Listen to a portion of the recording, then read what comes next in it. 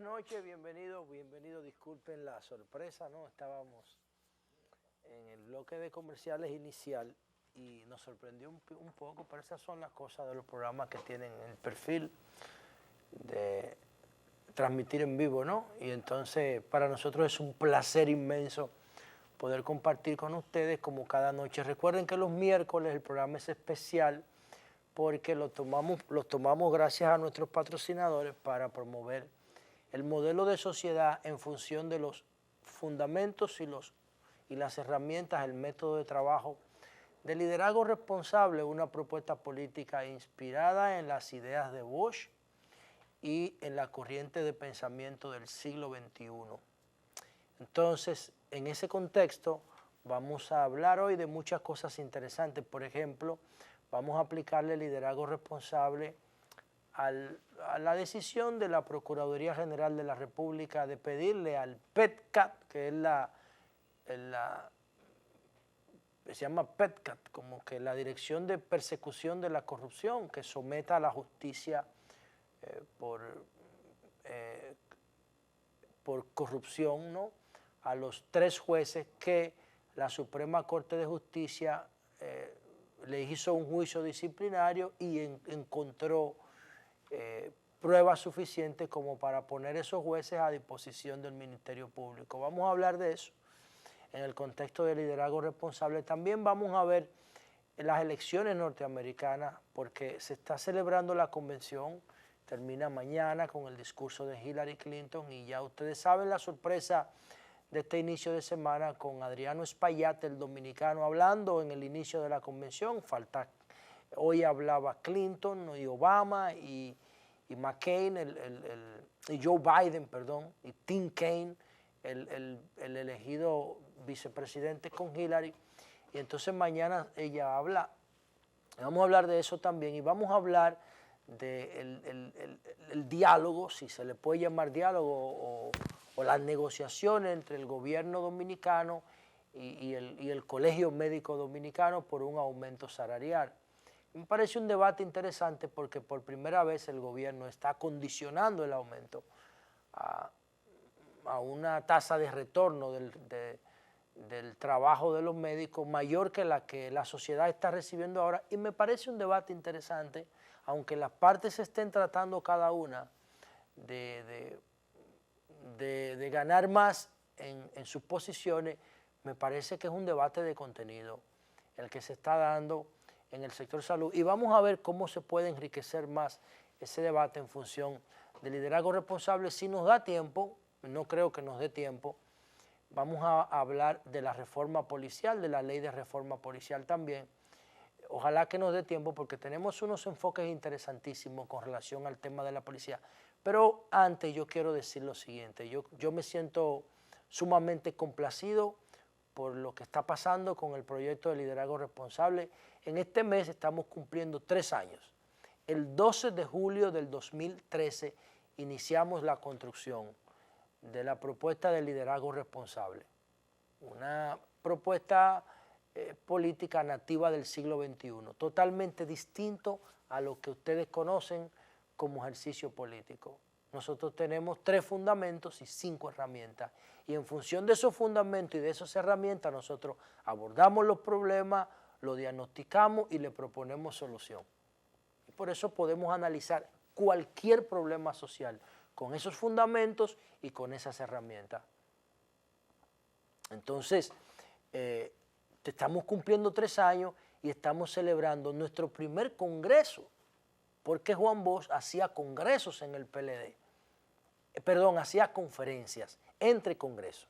Entonces nosotros estamos celebrando un congreso porque un congreso el mismo contenido se le puede poner congreso y conferencia indistintamente dependiendo cuál sea el objetivo del mismo. En Estados Unidos, las grandes empresas que también son una fuente de motivación para liderazgo responsable, como Google, como Facebook, como Apple, celebran congresos cada año y nosotros le damos seguimiento.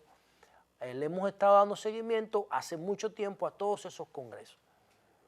Y entonces nosotros hacemos lo mismo que hace Facebook, que hace Google, o que hace Facebook se llaman F8, las de Apple se llaman Keynote.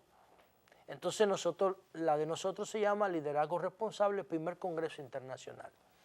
Y en ese contexto estamos haciendo un panel sobre cada una de las herramientas cada viernes de julio. Ya hicimos el primero con José Armando Tavares, el rector del ITLA, del Instituto de las Telecomunicaciones, del ITLA, del Instituto Tecnológico de las Américas.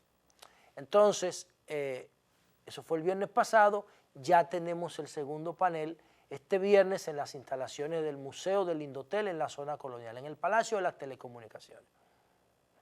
Este viernes a las 7 de la noche vamos a hacer un panel, señores. El de José Armando se llamó el primero, que es el pilar de la tecnología. Tenemos 5 herramientas: información, tecnología, eficiencia, transparencia y autoridad. El primero fue el de tecnología y su impacto en la civilización. Este es eficiencia. Nosotros vamos a hacer un panel, señores, sobre eficiencia, la importancia de la eficiencia en la sociedad. Entonces, el próximo que vamos a tener es sobre transparencia. Luego vamos a tener uno sobre información. La información para nosotros es una categoría, es un pilar. Y vamos a hacer uno sobre información y luego tenemos otro, el número 5, sobre autoridad. Entonces, después que pasen esos 5 paneles, traemos al país a Marc Prensky, el pensador mundial más influyente en materia de tecnología educativa. Mírenlo en sus pantallas. Ese es el afiche. Por primera vez, para nosotros, y lo decimos con humildad porque no tenemos ni siquiera que ver con eso, simplemente es una coincidencia. Para nosotros calculando todo lo que estamos viendo, la persona más influyente en función de los intereses de nuestra agenda que viene al país en los últimos años es ese que está ahí, Marc Prensky. Marc Prensky ha desarrollado más de 100 herramientas tecnológicas para la educación. Y como nosotros tenemos el 4% que está supliendo las necesidades educativas de infraestructura y de salario, ahora a ese sector educativo hay que meterle contenido. ¿Cómo aprenden los niños en el siglo XXI? ¿Cómo aprenden y cómo enseñar a los niños en el siglo XXI? Ese señor ha dedicado su vida a eso y es el autor del concepto nativos digitales. Y lo traemos el día 26 de agosto a las 10 de la mañana en el Palacio de Convenciones, en el Centro de Convenciones, en el nuevo Centro de Convenciones de Cancillería. Y ahí está generando un gran entusiasmo. Estamos hoy a 29 días de esa actividad y esperamos el apoyo de todos. Vamos a tener boletas a la venta y vamos a tener invitados especiales vinculados al sector educativo para ver a Marc Prensky, una oportunidad de la persona más influyente en materia de tecnología educativa, que va a estar con nosotros clausurando en el acto de cierre del primer Congreso de Liderazgo Responsable dedicado a la tecnología educativa, el primer Congreso que realizamos. Entonces es muy importante porque también a partir del 16 de agosto ya Liderazgo Responsable, que nosotros decimos que liderazgo responsable, ustedes recuerdan cuando a uno le daban un proyecto de ciencias naturales en la escuela, que le daban una semilla y que uno la ponía a germinar en un vasito plástico con algodón y agua. Bueno, nosotros estamos haciendo lo mismo con liderazgo responsable. Estamos poniendo a germinar esa semilla y cuando esa semilla germine, que empiece a echar sus raícitas, la vamos a coger de ahí y la vamos a trasplantar al PLD. Porque nosotros pretendemos que el liderazgo responsable, junto con el bochismo que está en los estatutos del PLD, con los aprendizajes que hemos tenido en los últimos 20 años del liderazgo de Leonel y Danilo, entonces nosotros pretendemos que con toda esa doctrina y esa ideología y esa experiencia, liderazgo responsable se convierta en la base ideológica del PLD del siglo XXI. Esa es nuestra esperanza y por eso estamos haciendo ese esfuerzo. Cuando prenda la semilla de liderazgo responsable, la cogemos ¡fup! Y la trasplantamos en el Partido de la Liberación Dominicana. Cuando Leonel y Danilo terminen su ciclo histórico, que le pueden quedar, no sé, depende de cómo ellos gestionen su liderazgo. Pero cuando ellos terminen su ciclo, como Juan Bosch, que terminó su ciclo, nosotros pretendemos entonces coger todo lo existente y agregarle liderazgo responsable para mejorar los procesos del Partido de la Liberación Dominicana y tratar de que el PLD sea un sinónimo de admiración para la sociedad, de orgullo, de respeto. Y nosotros sabemos que podemos lograr eso. Y eso es liderazgo responsable. Reiterar las gracias a nuestros patrocinadores porque nos permiten hablar de estos temas, invitarlos a ustedes a seguir los paneles y la conferencia de Mark Prensky. Y ahora vamos con nuestro personaje del día. Cuando volvamos de la pausa, los 3 jueces que serán sometidos a la justicia ordinaria mañana por corrupción. Vamos a analizar eso, a ver qué sale de ahí, cuando volvamos después de la pausa.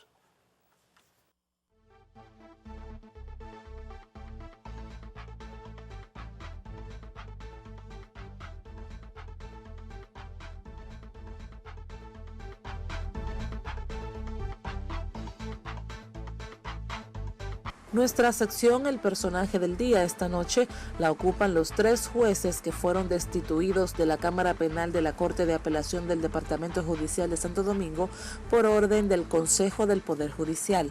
Ellos son Víctor Mejía Lebrón, Rosó Vallejo Espinosa y el magistrado de la Segunda Sala del Juzgado de Trabajo, José Dionisio Duvergé Mejía. Los procesados fueron hallados culpables de la comisión de faltas graves en el ejercicio de sus funciones, de acuerdo a un informe del Poder Judicial. Se les acusa de violar los principios de conciencia funcional e institucional, honestidad, legalidad y prudencia establecidos en el Código de Ética del Poder Judicial. El organismo declaró buenas y válidas en cuanto a la forma las denuncias para apertura a juicio disciplinario formuladas por ante el Consejo del Poder Judicial por el Procurador General de la República. Para Telenoche, Carolina Rodríguez.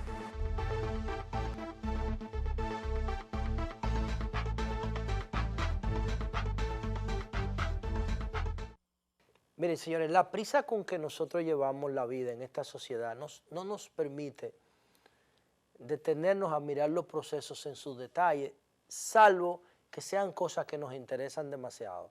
En el caso de nosotros, que tenemos el rol de comunicadores y políticos, tenemos tantos temas que nos bombardean permanentemente que es imposible, a menos que tú tengas un método muy riguroso, tú poder estar atento a todos los detalles. Y como la primera herramienta del liderazgo responsable es la información, cuando ocurre un hecho que nosotros sabemos que tiene importancia para la sociedad, entonces nosotros le aplicamos esas herramientas y buscamos los casos desde el principio. Y eso fue lo que hicimos con el tema de estos jueces. Estos jueces que, como bien dice Caro en el reportaje, van a ser sometidos a la justicia, pero ya fueron encontrados culpables en un juicio disciplinario del Consejo Superior Judicial. Entonces estos jueces, que todos son de la provincia de Santo Domingo, José Dionisio Duvergé Mejía, del 5º Juzgado de Instrucción de la provincia de Santo Domingo, Rosó Vallejo Espinosa, de la Cámara Penal de la Corte de Apelación de la misma provincia, y Víctor Mejía Lebrón, de la Corte de Apelación de la misma provincia. Entonces, ¿qué pasa? Cuando usted se pone a analizar ese caso, usted se da cuenta de que ese expediente es la segunda parte del expediente de Awilda Reyes y Arias Valera, porque fueron sometidos juntos a juicio disciplinario. En el caso de estos 3, a requerimiento del Ministerio Público de la Procuraduría General de la República. En el caso de Awilda Reyes, ella, el presidente de la Suprema, la hizo firmar un recibo donde ella admitía que recibía 300,000 pesos por el expediente del regidor de Pedro Brán, y entonces ahí se supo todo lo de Arias Valera y todo eso. Pero estos 3 que yo les acabo de mencionar estaban desde esa fecha. Eso es a mediados del año pasado, o en el último cuatrimestre del año pasado. Bueno, Entonces, en diciembre, sometieron a la justicia a Wilda Reyes y Aria Valera. Recuérdense que Aria Valera tenía un rol de supervisión del sector judicial. Era uno de los tipos más influyentes y ustedes verán ahora. En diciembre lo procesaron, le dieron medida de coerción, pero en febrero ya estaban en su casa. De hecho, están en su casa. Están en su casa y que hasta que se conozca un juicio de fondo, pero están en su casa. Entonces, eso no era un juego de pelota, de niños, no. Eso era una estructura criminal. Eso era una estructura criminal, pero no una estructura solamente de corrupción. Para que ustedes tengan una idea, ellos están vinculados, esos jueces, en 16 expedientes de narcotráfico. 10 por lavado, y 10 por narcotráfico y 6 por lavado. Le pongo un caso.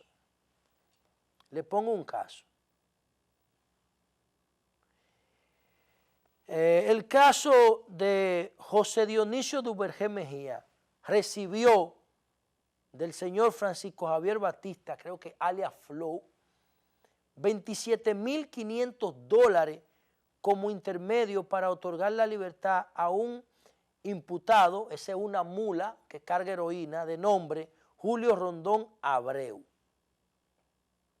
$27,000, un solo juez, Dionisio Duvergé Mejía, dice el expediente. $27,000. 77 llamadas entre el juez y el imputado y el abogado del imputado, que yo creo que ese abogado también hay que investigarlo, porque el hecho de tú ser abogado no te da derecho a convertirte en cómplice de tu defendido, ¿no? Digo yo no sé, buscarán una vaina ahí que lo justifique, pero yo no entiendo eso. Y entonces, $27,000, un solo caso, uno solo, yo le estoy hablando de 16, pero eso no es nada. Cuando ustedes revisan ese expediente del principio, ahí falta uno que se llama Delio Germán Figueroa. Si él no está en el expediente, es porque sobre el caso no encontraron mérito suficiente como para someterlo a la justicia. Yo le pido disculpas por mencionarlo, pero él está en el expediente. A él lo sometió a la justicia el hermano del candidato a senador por el PRM, Alberto Atala, el hermano de Alberto Atala, porque unos venezolanos que tenían una banda atracaron una casa de cambio en la Lincoln, la casa de cambio Atala, que de los Atala, del PRM, que eran del PRD, trabajaron con Hipólito en el gobierno. Alberto Atala, que es diputado saliente. Y los Atala sometieron a ese juez a la justicia porque ellos decían que este juez que yo estoy mencionando, Germán Figueroa, dispuso la libertad de los que atracaron la casa de cambio y se llevaron 7 millones de pesos. Y ese juez estaba en este mismo expediente, no eran 3, eran 6. Los 3 que yo les acabo de mencionar, Dionisio Duvergé, Rosó Vallejo Espinosa, Víctor Mejía Lebrón, Aria Valera, Wilda Reyes y Delio Germán Figueroa, el de la casa de cambio. Ahora, y aquí viene el aporte del liderazgo responsable, señores. Es una vaina, es una gilet. ¿Cuándo ocurrió eso que yo le estoy señalando ahora? En el 2008. En el 2008. ¿Cuándo lo suspenden a ellos? A finales del año pasado. Tenían una estructura de corrupción montada. ¿Por qué no es tú procesarlo ahora? No, es tú tomar ese caso para darle un ejemplo a los jueces que están administrando justicia. Porque esos tipos tenían 8 años haciendo negocio con un poder delegado, porque yo no voto por jueces, ni ustedes también, ni ustedes tampoco que me están viendo. ¿Ustedes votan por jueces? No, ustedes votan por políticos. El año que viene se van a discutir las altas cortes y después se van a revisar todos los nombramientos de jueces. Está bien que sean inamovibles, está bien que sean de carrera. A mí no me importa eso. Ojalá se mueran todos ahí. No, Es que si los políticos ponemos los jueces, tenemos que fiscalizarlos. Pero los ponemos y no los fiscalizamos. No los fiscalizamos.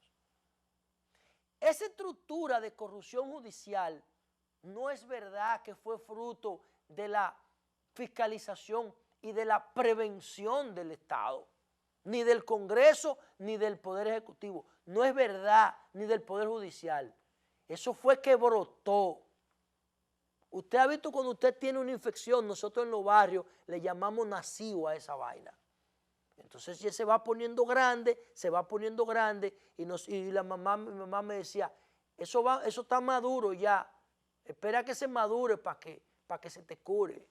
No te lo aprietes, deja que madure. ¡Pum! Y botaba toda la pus y después se sanaba. Era tanta la corrupción que había ahí que brotó de manera espontánea, señores. 77 llamadas de teléfono entre el abogado de un imputado y un juez. Ustedes están viendo. Y una jueza, Wilda Reyes, que se da el lujo de devolverle el avión al del Banco Peravia. Se da el lujo de devolverle 40 millones de dólares al de la Torre Atiemar. Se da el lujo de cambiar la medida de coerción a los franceses que agarraron con la droga aquí. Fíjate, se sentía empoderada y está en su casa ahora mismo. Entonces, esa estructura de corrupción judicial viene desde el 2008. Yo espero que la investigación abarque hasta el 2008, porque si le dejan todos los cuartos que ellos se buscaron con sus trucos que estaban haciendo ahí y lo mandan para su casa, porque desde febrero a Wilda Reyes y Aria Valera duraron menos de 2 meses presos. 2 meses y pico. Menos de 2 meses porque fue a principios de febrero que lo soltaron. Entonces se convierten en un modelo de éxito. Y reitero, la sociedad no vota por jueces. El problema es que esa corrupción judicial no solamente se queda en el ámbito judicial, es que eso impacta negativamente en la justicia, porque esas estructuras de narcotráfico que se benefician de la corrupción judicial siguen operando y siguen envenenando jóvenes en los barrios y siguen dañando nuestras Fuerzas Armadas, pagando peaje y extorsión. Entonces, ese es un daño que es transversal a la sociedad, el de la corrupción judicial. Les reitero el dato, 16 expedientes vinculados al narcotráfico. Entonces ahí hay que tener autoridad y determinación para no solamente para perseguir esos 5, que yo digo que son 6, sacaron 1. Es que me dice a mí, mi método de trabajo, me dice a mí que la mayoría de los jueces están negociando con sentencia porque no tienen fiscalización, porque nadie los dirige, porque nadie los supervisa. Y ese código procesal penal, ese copy-paste procesal penal es demasiado noble para justificar sentencias dañinas. Es demasiado garantista porque ese código es de un país rico y vinieron y nos lo encaquetaron aquí. Y lo que ha servido es como una herramienta para hacer negocio. Yo no entiendo cómo los jueces honestos, las juezas honestas, que las hay, no empiezan a filtrar todo lo que ellos saben, porque es que todo eso se sabe en todos lados. Y el gobierno que tiene que aplicarle tecnología a esa vaina, gobierno electrónico, para saber los pasos que dan los actores judiciales. Porque el gobierno es que los pone ahí. El PLD tiene control de todo. El PLD controla el Ministerio Público, la justicia, el Consejo de la Magistratura, la Suprema Corte de Justicia y controla todo. El PLD no tiene a quien echarle la culpa de nada, porque tiene el control de todos los poderes. Entonces vamos a hacer un cambio, señores. Y venimos con lo que está pasando con las elecciones norteamericanas. Miren ustedes, Las elecciones en Estados Unidos son tan importantes para los dominicanos como las de aquí, porque allá viven más de 1 millón de dominicanos, pero no solamente por eso. Nos envían 4.000 millones de dólares al año. Si ganara Trump, eso está en peligro, porque Trump le pudiera poner un impuesto a la remesa y desincentivaría la remesa, el envío de recursos. Y además le va a poner trabas a los inmigrantes allá. Nosotros entonces saldríamos perjudicados, pero de inmediato con eso. Entonces, ¿cómo nos impacta eso? Pues vamos a verlo después de la pausa.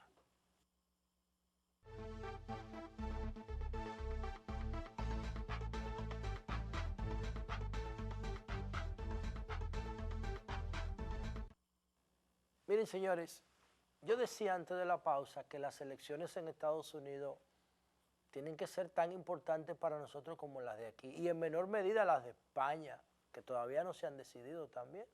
Hay un conflicto ahí, una diversificación del voto en España, pero las de Estados Unidos están más perfiladas ya hacia noviembre de este año, y de repente se han convertido en un acontecimiento de participación.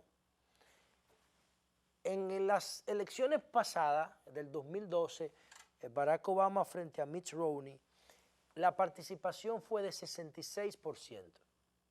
Estaban llamados a votar 193 millones de norteamericanos y votaron 129.085.400. O sea que ahí hubo una abstención de un 66% de un 34%. 34% de las elecciones. Esa abstención fue 3.7 mayor que la del 2004 entre McCain y Barack Obama. Entonces, el ambiente político del 2012 era mucho menos activo, participativo y dinámico que ahora. Y el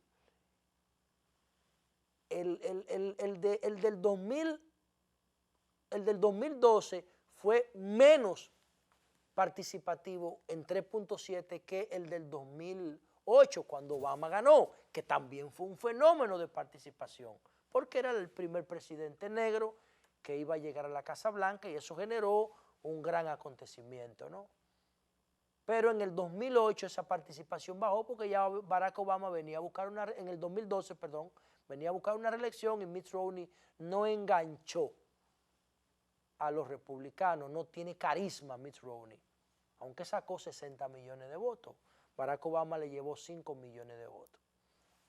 Bueno, ¿qué pasa ahora? Independientemente de que uno no esté de acuerdo, particularmente yo, que yo estaba acariciando la idea de que fuera Bernie Sanders el candidato demócrata, porque Bernie Sanders para mí tiene uno de los pensamientos políticos más actualizados, más modernos y de mayor compromiso social del mundo actualmente. Y ese tipo yo lo respeto y lo sigo. Y yo aspiraba a que fuera él el candidato, pero no se dio por una serie de motivos que no vale la pena mencionar ahora. Gana Hillary, que es una imposición del establishment demócrata, del conservadurismo demócrata. La impusieron, ahora se vio en las filtraciones de Wikileaks que le hicieron campaña sucia a Bernie Sanders. Y la impusieron a Hillary. El anciano régimen demócrata la impuso, no joda. Y entonces en el republicanismo, en el Partido Republicano, hay una debacle de liderazgo, el republicanismo en Estados Unidos está afectado de su identidad. Como ellos tienen un problema serio con los hispanos, con los latinos y con los negros, ellos han de alguna manera cedido espacio a hispanos como Ted Cruz o como Marco Rubio para que traten de atraer al Partido Republicano votantes hispanos. Porque, por ejemplo, en el estado de California, el Partido Republicano no tiene nada que buscar por la influencia que tienen los mexicanos ahí. Entonces, en medio de esa ese problema de identidad y de falta de conexión con el electorado, entonces los republicanos, y la falta de participación del blanco tradicional, y el problema con los negros, la antipatía del blanco, las contradicciones con los negros y el alejamiento de los hispanos, la actitud antiintegracionista de los republicanos, los ha alejado de todos los electorados. Y entonces, desde el fenómeno de Bush, de George W. Bush, entonces ellos no conectan. Perdieron 2 veces de Obama y ahora prácticamente no tenían un candidato potencial con posibilidades reales. Y se cuela Donald Trump, que no es político ni es nada. Una persona que lo único que sabe es comprar vaina de evaluar y vender la cara. Cazar animales en África y utilizar sexualmente a las mujeres que participan en Miss Universo. Eso Donald Trump es una cosa, yo lo califico como un subhumano. Y tiene un discurso propio de los gigantes de la industria, de Vanderbilt, de JP Morgan, de Rockefeller, de John Frick, de esos tipos. Y entonces ha encontrado un partido sin cabeza y se ha colado. Y está apostando a lo mismo que apostaba Hitler después de la Primera Guerra Mundial en la Alemania. En la Alemania amonestada por la Primera Guerra Mundial. Y ha encontrado un caldo de cultivo en el pueblo norteamericano trabajador de menor educación que no se siente cómodo con un negro gobernándolo. Y entonces el perfil de Donald Trump niega totalmente al de Obama. Y Obama decía hoy, miren señores, yo me he encontrado con muchas cosas locas en la carrera política, pero Donald Trump es una amenaza real. Decía Obama, no yo, dice Obama, Donald Trump no sabe la diferencia entre un sunita y un chiita. Donald Trump no sabe dónde quedan ni cómo se llaman la mayoría de los países del mundo. Donald Trump no sabe lo que es una tríada nuclear. Y ese señor tiene la posibilidad real de llegar a dirigir Estados Unidos. Él dice, solamente nos salvaría la descentralización del poder que tenemos aquí. Pero el presidente tiene mucho poder que lo puede usar administrativa y discrecionalmente. Y ese hombre puede meter a Estados Unidos en un lío. Y a nosotros los hispanos, que dependemos, el 80% de nuestras exportaciones van a Estados Unidos, señores. Nosotros tenemos que tener los dedos cruzados de que el loco no vaya a ganar ahí. Hillary es menos mala que él, es menos mala y tiene vínculos con nosotros los dominicanos, pero yo no lo puedo ver solo como dominicano. Hillary es una persona del establishment que va a mantener el status quo como está ahora, que el 1% tiene más dinero que el resto del 99%, ella va a mantener eso. Pero no hay sorpresa con Hillary, senadora 2 veces, primera dama 8 años, secretaria de Estado, es una mujer de poder. Ahí no hay fallo, ahí no hay problema, ahí no hay riesgos. Y por eso todo lo que podamos empujar, aunque sea con un comentario, tenemos que hacerlo en favor de Hillary. No por buena, sino por menos mala. Ahora, ¿qué ocurre? Se han convertido las elecciones norteamericanas en un fenómeno de participación, porque todos los sectores electorales norteamericanos tienen un motivo para ir a votar, señores, en noviembre. Empecemos por los blancos, que son la mayoría. El 66% de los votantes en Estados Unidos son blancos. En el año 2012, Obama obtuvo el 40% del voto blanco.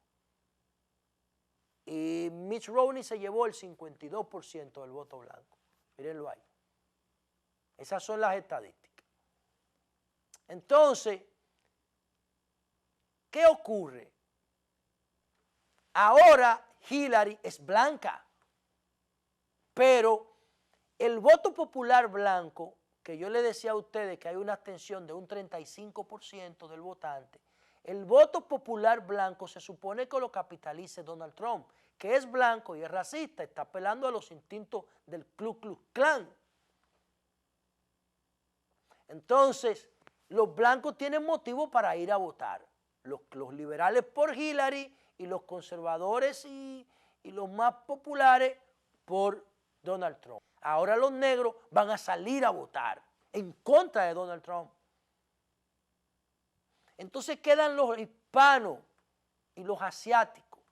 Los negros son un 11% de los que los que votan recurrentemente. Los hispanos son un 10%, pero los que votan recurrentemente pudieran votar más negros y más hispanos, porque están amenazados en sus derechos y en sus identidades por Donald Trump. Entonces yo estimo que el histórico abstencionista en Estados Unidos se va a caer en noviembre. Si las cosas siguen como van, pues puede haber un cambio de aquí a allá importante. Pero lo cierto es que Donald Trump se ha convertido en un fenómeno que ha removido la participación electoral. Está generando un motivo para que todo el mundo salga a votar. Van a ir a votar los asiáticos en contra de él. Van a ir a votar los negros en contra de él. Van a ir a votar los hispanos en contra de él. Y van a ir a votar los blancos menos educados y más pobres en favor de él. Y la clase media en Estados Unidos va a ir a votar por Hillary. Yo particularmente creo que Hillary gane, pero es interesante el proceso. En los sectores menos educados, la antítesis de Silicon Valley, ahí Donald Trump tiene muchísima ascendencia. Y vamos a ver si ese electorado blanco, que sigue siendo mayoría, con más del 60%, va y vota en masa. Él tendría que tomar más del 80% del electorado blanco para ganar. Por eso es que Hillary pone un blanco conservador con un título de demócrata, Tim Kaine, para de alguna manera compensar la fortaleza que tiene Obama en ese sector. Vamos a hacer un cambio breve porque no tenemos mucho tiempo y volvemos con el tema médico, el gobierno y el Colegio Médico Dominicano.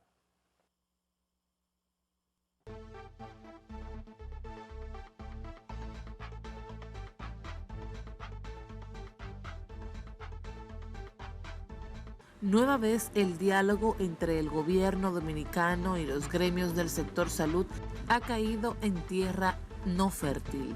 Y es que las discusiones han sido pospuestas sin fecha de reanudación luego de que los gremios del sector salud rechazaran la propuesta de un aumento salarial hecha por el Poder Ejecutivo, que consistía, entre otros puntos, en un aumento de un 25% al salario base. Waldo Ariel Suero, presidente del Colegio Médico Dominicano, dijo que el gobierno no tiene calidad moral para pedir a los médicos cumplir más de 4 horas de trabajo, que fue otro de los puntos de discordia, alegando que muchos funcionarios ganan altos salarios y no cumplen con sus horarios de trabajo.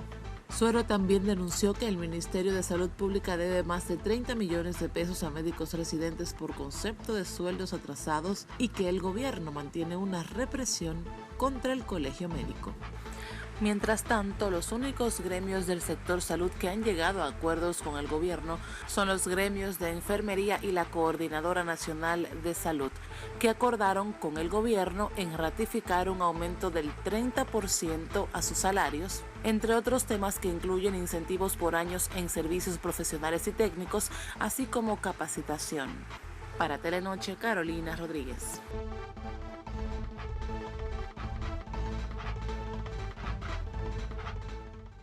Bueno, señores, miren, nos queda muy poco tiempo, pero brevemente yo quiero decir lo siguiente. El gobierno, para fijar una posición frente a los médicos, se hizo asistir de la USAID y la Embajada Americana. Hicieron un observatorio en los hospitales. Este es el informe, aquí está. Salud Pública, USAID, Capacity Plus, una consultora, el servicio de ayuda de la Embajada Norteamericana y Salud Pública. Este es el informe. Pusieron gente a observar lo que pasaba en los hospitales durante un tiempo y luego levantaron un informe. ¿Qué dice el informe? Lo siguiente: el promedio de trabajo efectivo de un médico es de 1 hora 40 minutos al día. ¿Ustedes están escuchando? 1 hora 40 minutos al día, según la USAID. Este es un resumen de ese informe, yo lo tengo aquí. Ahora, ¿qué sucede con esto? Que el gobierno le está diciendo a ellos, miren, ustedes tienen 1 y 2 trabajos en el sector público, los que trabajan en el servicio, en el seguro, trabajan en otros hospitales. El gobierno le dice, nosotros queremos que ustedes trabajen una sola tanda, no 2, una, y que me trabajen 6 horas diarias. Los médicos le dicen, no, nosotros no vamos a trabajar 6 horas diarias en una tanda. Porque nosotros es una cultura. Trabajar poco ya no es una conquista nuestra, dicen los médicos.